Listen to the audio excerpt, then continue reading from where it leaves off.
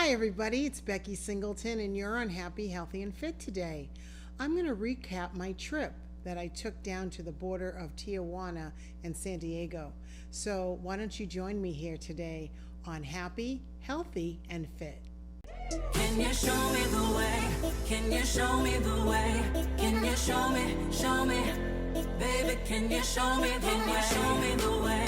Can you show me the way? Can you show me, baby, can you show me the way? Welcome back to the channel. Thank you for joining. If this is your first time seeing me, welcome. And I would like to ask if you could subscribe, like, and share the video. It really helps the channel, especially on this topic that we're talking about. It really can make the awareness of what's happening on the border of Tijuana and San Diego.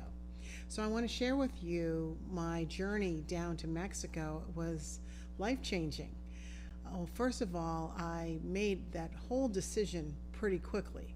So I found out on a Monday, I bought a ticket on Wednesday, I collected supplies, actually 3 suitcases full of supplies.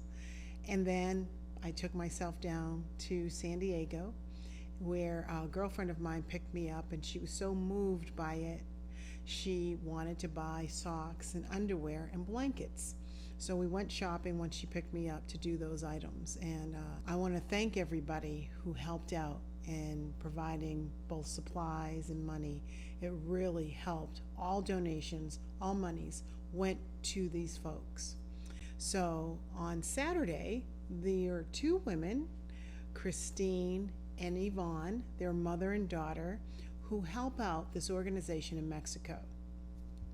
They picked me up and we started to make our drive because we had an appointment in the afternoon with the executive director. Her name is Paulina, and you're going to see her a little later in this video. I interviewed her and a woman named Joy who made the journey and now helps other refugees there. So we had the appointment, and on our way, to the border, I never had fear. I have had several friends call me and say, I don't know if I could do it. And they were men telling me, you don't have an FBI badge, you don't have any, documents that say that, you work for the government. I don't know that I would have done what you're doing. So I chuckled because I never even thought about fear. So as we were coming into the border, there's a process. You have to wait until they call your car.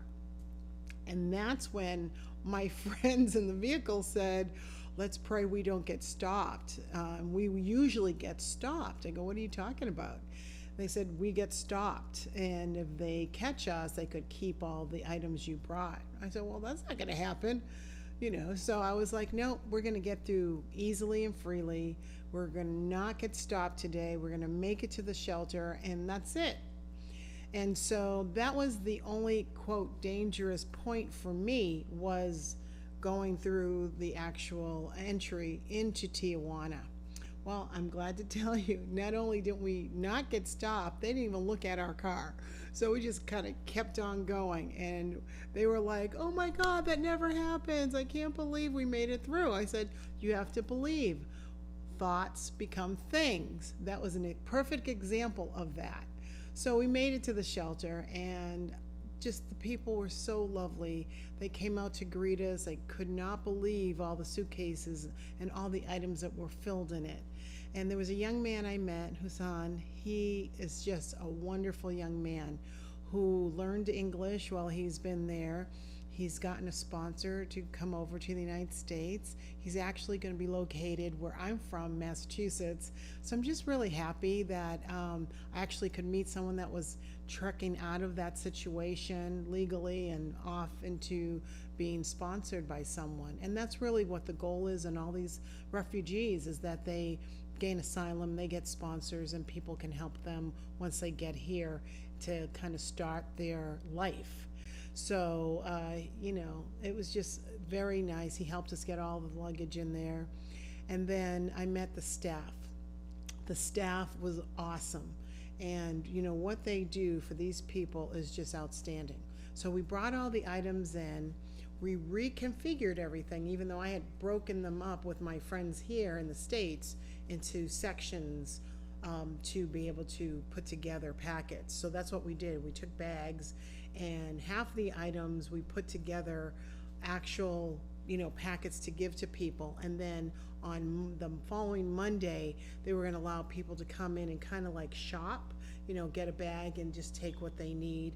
They also had some supplies like laundry detergent, cereal, some food items that we collected, that they had, that we put into the bags. So I helped them organize all that. Like an hour after I got there, we had put up together all these bags after we were hugging each other. And just, I've never met these people before, but I felt just so welcomed and happy that I made the journey. I mean, I was pinching myself. I just couldn't believe it. So I had a chance to see the people. They made a call, and I don't know how they did it, but all of a sudden there was a line outside the gate. There's a gate around this building.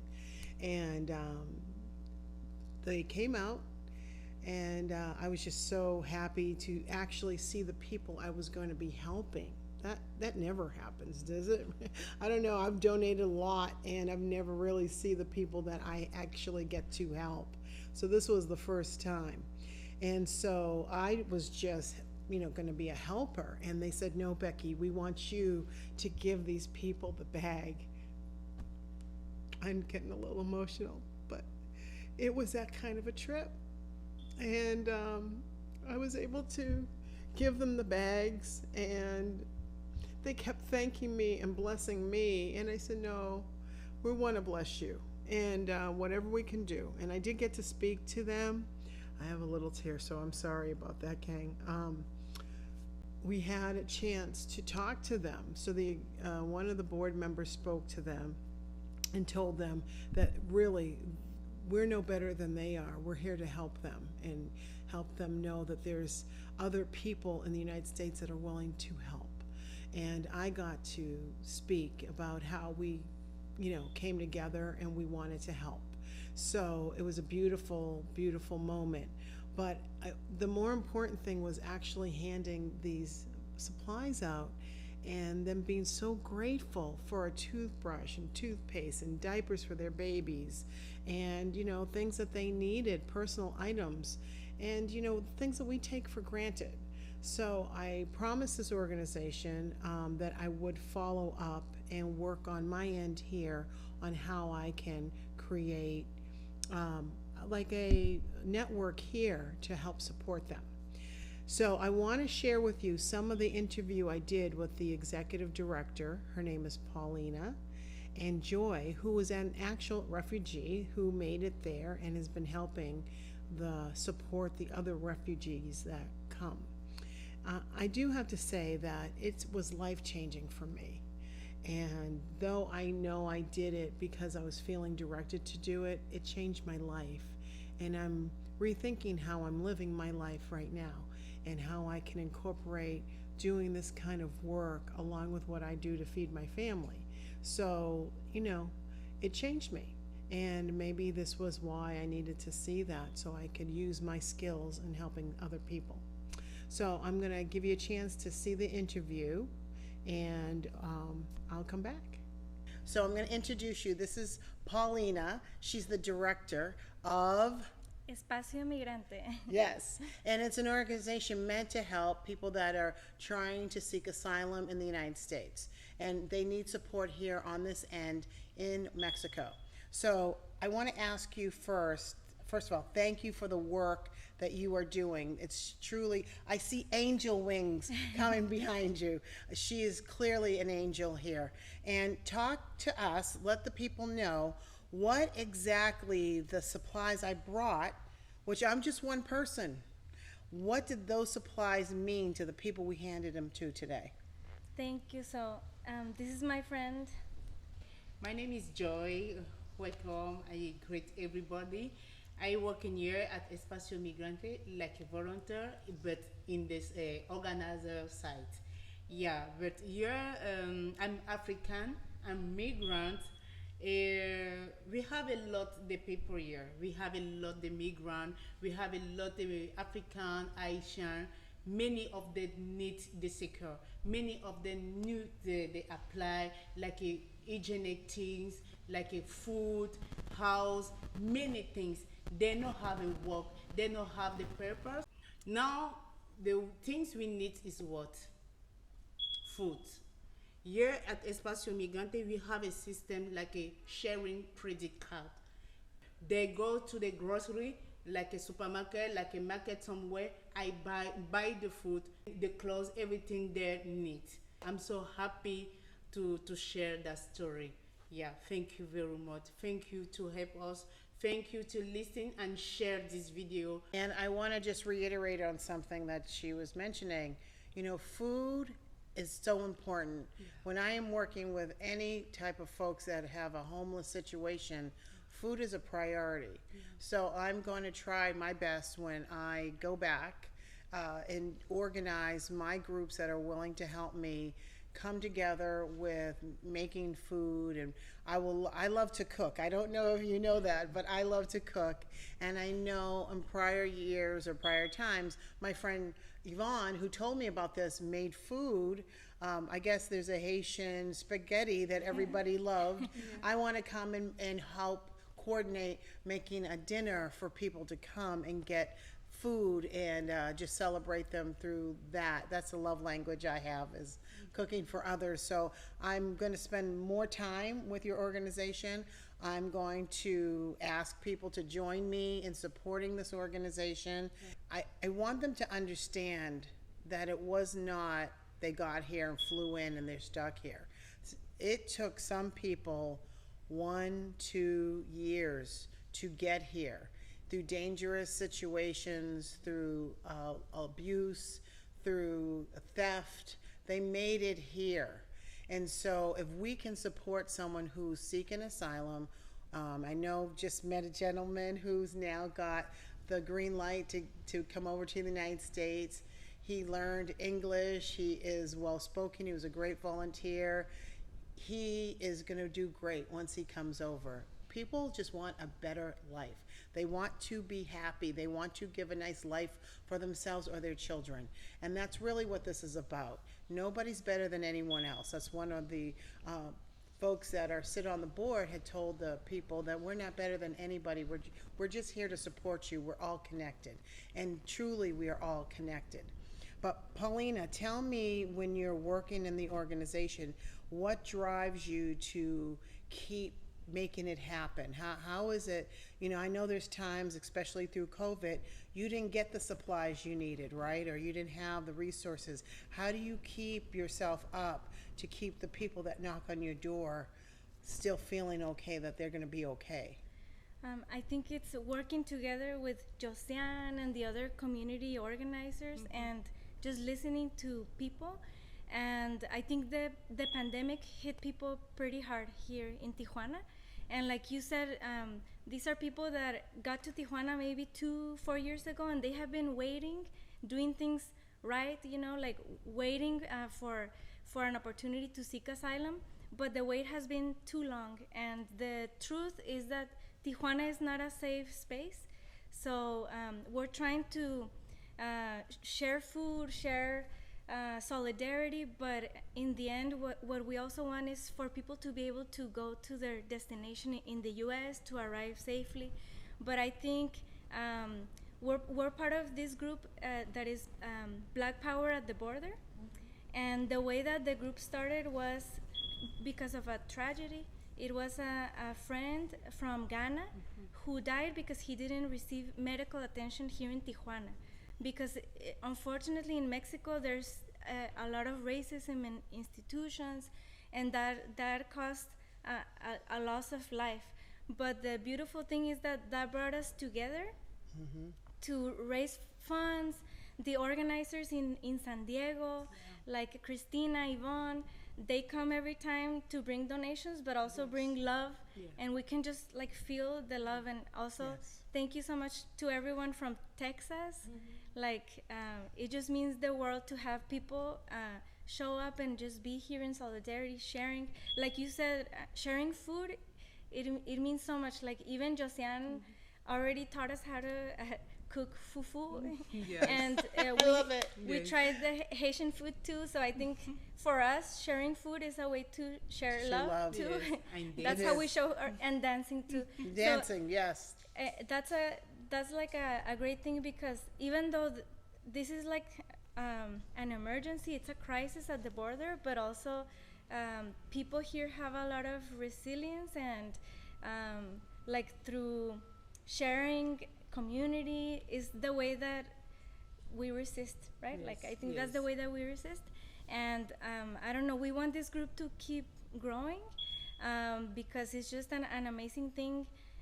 Like you said, a lot of people don't know that there's a black community here in Tijuana. For Mexicans, we don't speak the same language. We don't speak Right. French, Haitian Creole, but that's why Josiane and the other community organizers, their work is so important, because they talk to their community, and they are always just in solidarity with the community. When I gave bags out, and they were primarily African and Haitian, but there were some Mexican families that came that had a baby in a carriage, and I had pre-wrapped diapers and wipes and a blanket that we had gotten, and I saw them in her baby carriage today. Yes. I saw it in her baby carriage, and I was happy that we were able to help her. Yeah. She's not Haitian. She wasn't African. She was a woman in need, and a baby who needed diapers. And Yes. I'm grateful that you see beyond. Yes, there's a need for these folks that are refugees for support. Yes, there's a need to pay attention because they're not getting treated equally here in Mexico. And that's what I heard through Pauline's testimony. But when we have the power, we have to help everybody. Anybody who walked up today, we helped. Yes. And it didn't matter what they looked like or what language they spoke. Yes. And that's what's so important. And what I love about this organization, we're going to share all our resources. So I'm going to go back to Texas, and I'm going to spend my energy in organizing just a really strong way for us to be here. And it's just important to know that not one thing goes to waste, not 1 ounce of money that was donated. It came right on over here for us to provide these resources. So if you want to help, I'm going to put it in the description box. And all the resources that we receive, we're giving back so that we can make sure these folks get food and supplies that they need. I'm talking basic needs. I'm not talking about luxury items. I'm talking about a toothbrush and toothpaste. My sweet friend Yvonne, I love you so much. Thank you.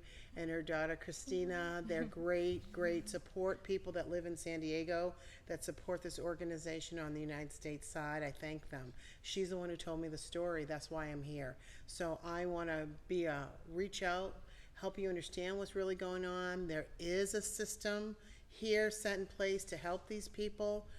They told me that I wasn't supposed to walk over the border. That's why I was driven over, because there was a location to actually bring the items. So if you want to learn more, I'm going to put my information in the description box so that if you want to help out, and we're calling this Operation Blessings. So I hope that you were able to hear their story clearly.